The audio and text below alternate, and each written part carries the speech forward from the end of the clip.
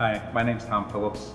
I'm interviewing Brian LaGiglia today with regards to the different changes in processes and procedures since the COVID-19 outbreak. Brian, since the COVID-19 outbreak, how have you changed your processes and procedures in the Chicago Public Schools? Sure. So outside of following the CDC guidelines, we've distributed EPA-approved sanitizing wipes to each classroom.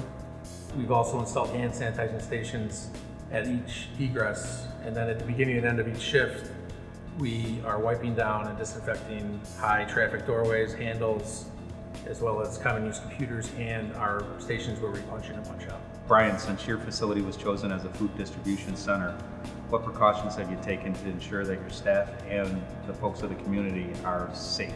We created a staging area outside the main entrance to ensure non-contact delivery. We have a table set up outside. We also have X's on the ground 6 feet apart to ensure that community members are keeping social distancing when they're waiting for their food.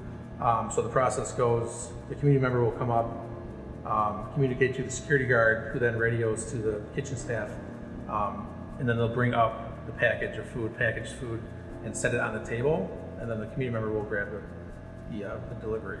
And then after each delivery, we disinfect the table. The teachers and students and staff are absent from your building these days. How have you been able to catch up on some projects? Sure. So we've been able to really utilize this time that's been made available to make those wish list projects a reality.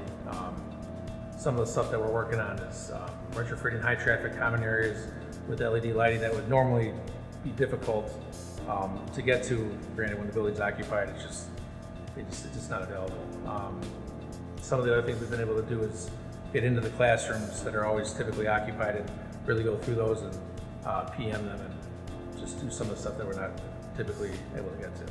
Brian, normally you supervise the operating engineers throughout your facility, but you're also in charge of the custodial staff. How has their processes and procedures changed during this outbreak? Right now we've been working on disinfecting every area of the school in anticipation of students and staff to come back for their belongings. Each room is thoroughly disinfected with EPA approved products. Once the room is complete, I check it off our list, and then we also hang a sign in and sign out sheet on the door to monitor who is entering the classroom.